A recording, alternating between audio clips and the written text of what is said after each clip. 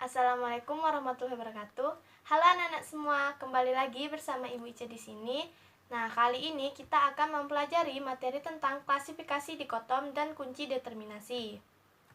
Tujuan pembelajaran kita pada hari ini diharapkan anak-anak Ibu dapat menyebutkan urutan takson hewan dan tumbuhan, menjelaskan kriteria untuk mengklasifikasikan hewan dan tumbuhan, membuat kunci determinasi, lalu menentukan nama hewan dan tumbuhan melalui kunci determinasi. Nah, makhluk hidup di alam semesta ini sangat beragam dan jumlahnya tidak dapat kita hitung secara pasti. Setiap makhluk hidup memiliki kemiripan dan kesamaan dengan makhluk hidup lainnya. Oleh karena itu, dibutuhkan klasifikasi atau pengkelompokan makhluk hidup agar kita mudah mempelajari keanekaragaman makhluk hidup dan membedakan makhluk hidup yang satu dengan yang lainnya. Nah, apa itu klasifikasi dikotom dan kunci determinasi? Nah, agar anak-anak Ibu tahu, klasifikasi dikotom itu ialah untuk memudahkan pengenalan dan identifikasi manfaat suatu organisme. Para ahli mencoba mengelompokkan makhluk hidup tersebut berdasarkan persamaan ciri, struktur tubuh, dan karakteristiknya.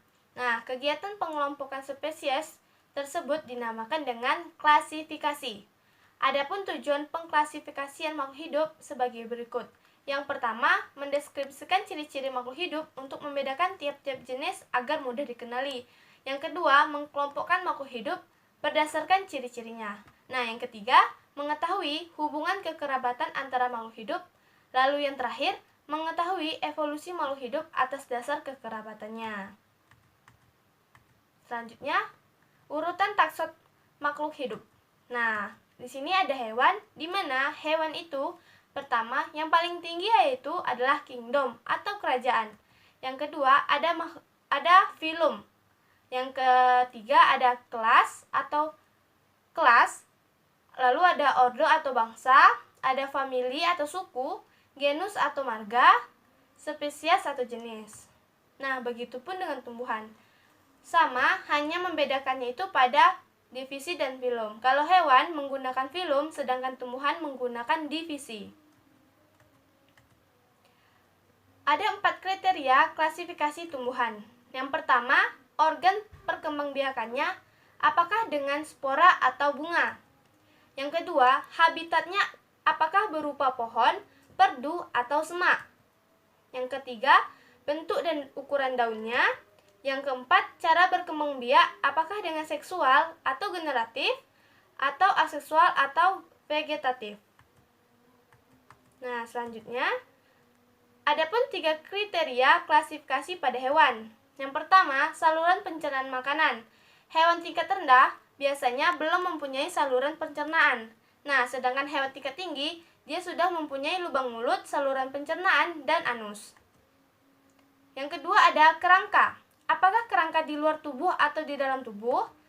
Yang ketiga itu ada anggota gerak. Apakah dia berkaki 2, 4, atau dia tidak berkaki?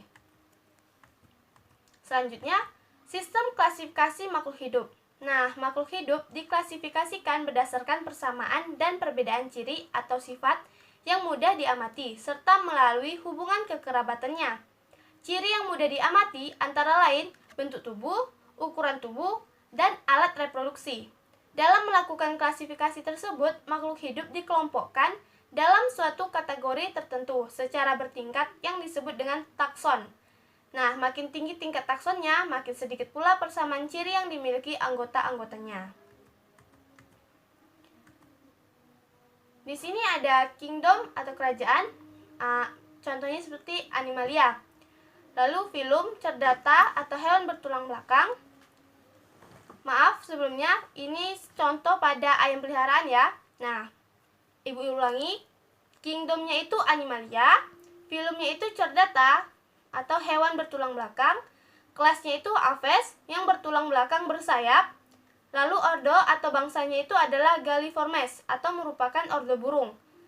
Famili atau sukunya Phasianidae atau unggas tanah, genus atau marga ialah Gallus atau unggas peliharaan. Nah, spesiesnya ini atau jenisnya itu adalah G. gallus.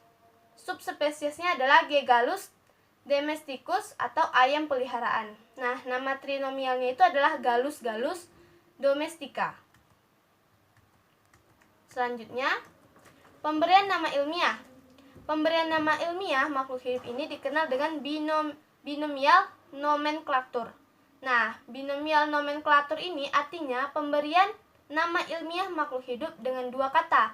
Kata yang pertama menunjukkan genus atau marga, sedangkan kata kedua menunjukkan spesies atau jenisnya.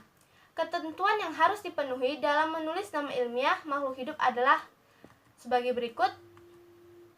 Yang pertama, nama marga dan petunjuk spesies, yaitu nama jenis untuk tumbuhan dan hewan harus terdiri atas kata tunggal atau mufrad yang berasal dari bahasa Latin yang sudah dilatinkan. Contohnya itu seperti jenis tanaman mangga, Mangifera indica, dan nama jenis harimau yaitu Panthera tigris. Nah, dalam penulisan ilmiah, kata pertama merupakan nama marga atau genus, sedangkan kata kedua merupakan petunjuk spesies.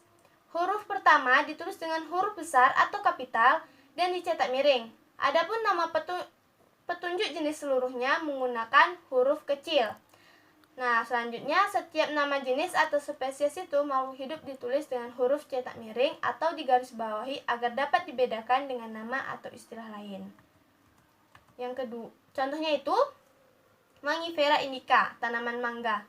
Nah, kata yang pertamanya itu adalah Mangifera, itu artinya dia diambil dari marganya. Sedangkan kata kedua, kedua itu adalah indica, petunjuk spesies. Lalu ada Panthera tigris. Nah, kata pertama itu adalah marga, Panthera, dan kata kedua itu penunjuk spesies, tigris. Itu contoh pada harimau. Nah, yang kedua adalah nama penemunya. Menurut sistem binomial nomenklatur, nama penemu suatu spesies atau autor dicantumkan di belakang nama spesies. Nama penemu disingkat dengan menulis huruf depannya saja. Nah, contohnya itu seperti Oryza sativa L. L ini ia merupakan singkatan dari nama penemunya, yaitu Linnaeus. Lalu selanjutnya, kunci determinasi. Nah, kunci determinasi ini merupakan uraian keterangan tentang ciri-ciri makhluk hidup yang disusun berurutan, mulai dari ciri-ciri umum hingga khusus, untuk menentukan suatu jenis makhluk hidup. Kunci determinasi ini bermanfaat untuk menentukan jenis kelompok dan nama hewan, atau pembuatan kunci dikotom yang perlu memperhatikan hal-hal berikut. Yang pertama, kunci dikotom menggunakan sifat morfologi sehingga mudah untuk diamati. Lalu yang kedua, sifat-sifat morfologi tersebut dituliskan dalam urutan nomor. Nah, setiap nomor terdiri atas dua pernyataan pendek dan mudah dipahami. Lalu yang ketiga, setiap pernyataan dalam satu nomor didahului dengan kata yang sama. Namun, pernyataan pada nomor yang berurutan, contohnya itu pernyataan pada nomor 1 dan 2, dia tidak boleh dimulai dengan kata yang sama. Lalu yang keempat, kedua pernyataan dalam satu nomor harus menunjukkan sifat morfologi berkebalikan. Lalu yang kelima, kedua pernyataan dalam satu nomor tidak boleh memiliki makna yang relatif. Nah, di sini membuat kunci determinasi. Di sini sudah ada contoh dari tanaman. Yang pertama ini ada suplir, ada terong, ada jagung, ada lumut, ada melinjo, dan ada kedelai. Nah, lumut, suplir, jagung, kedelai, terong, dan melinjo dibagi menjadi dua bagian. Apakah ia berspora? Nah, itu dikodekan dengan 1A. Kode 1A itu dia merujuk pada berspora. Nah, yaitu lumut, suplir, jagung, kedelai, terong, dan melinjo. Sedangkan yang 1B itu merujuk pada tidak berspora, yaitu lumut, suplir, jagung, kedelai, terong, dan melinjo. Nah, pada yang berspora atau 1A, kodenya itu ada lagi, yaitu 2A. Apakah ia berbatang jelas? Itu contohnya itu seperti suplir. Lalu ada 2B yang tidak berbatang jelas, yaitu lumut. Nah, sedangkan yang 1B tadi ada 3A.